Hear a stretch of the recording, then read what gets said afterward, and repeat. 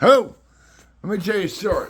But the first year I actively watched baseball, I was a Cub. I was born between a Cub fan and a Cardinal fan. My dad's. I was. I couldn't get the Cardinal games on the radio. I could get the Cub games on the radio. I listened to the Cubs every day.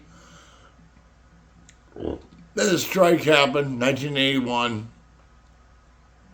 My dad said, "Well, your Cubs are not playing today." My Cubs. My Cubs.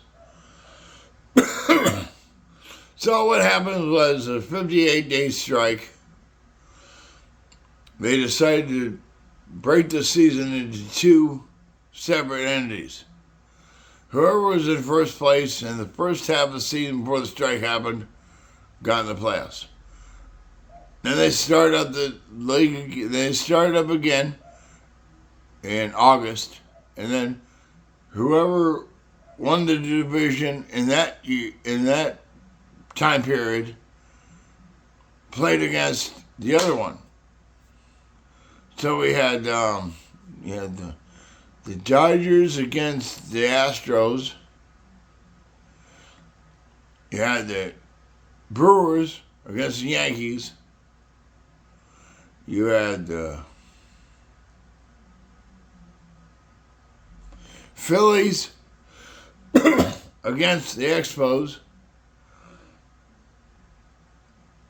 Who's the other one? The A's against the Royals. Funny thing was that the best record in baseball happened with the St. Louis Cardinals and the Cincinnati Reds, and they didn't make the playoffs. They had the best records in baseball, and they didn't make the playoffs. So it's baseball every day. It's baseball every day, which made up for the national contracts NBC had and ABC. Then the World Series happened. Man, Yankee had home field advantage because back in those days, home field advantage was like every other year. It'd be 1 year, one American League, 1 year nationally, one American League nationally, one nationally.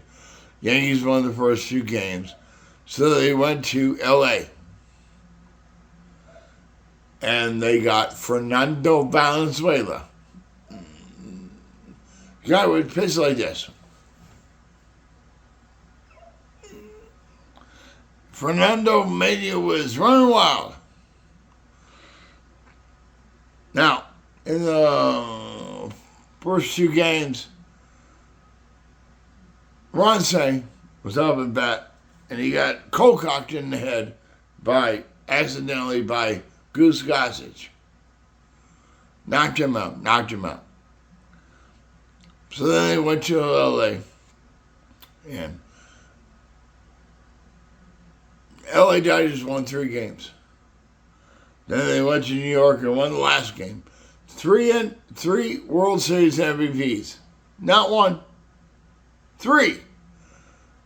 Ronce, Steve Yeager, and Pedro Guerrero all won the MVP that year.